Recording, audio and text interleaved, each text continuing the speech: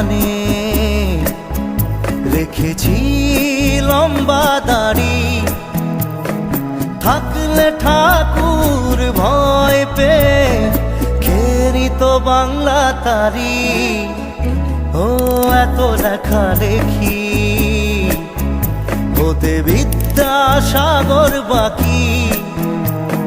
বুঝে না বুঝে আঁকা বুকি জয়নাল মারে ফাঁকি। আজ বলছি তোকে কখনো ফিরব না বাড়ি। আজ বলছি তোকে কখনো ফিরব না বাড়ি।